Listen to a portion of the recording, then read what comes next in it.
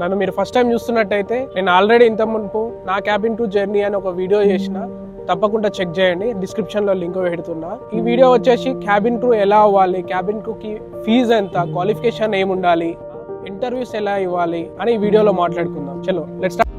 First educational qualification. Airlines కి 10+2 సరిపోతుంది maximum.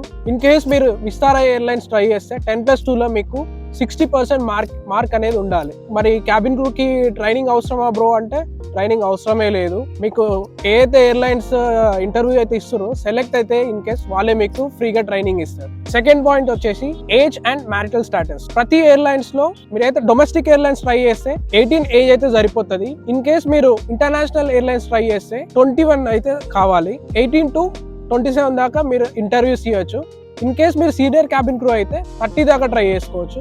Marital status వచ్చేసి that depends upon the airline. మీరు స్పెసిఫిక్ గా ఏదైతే అప్లై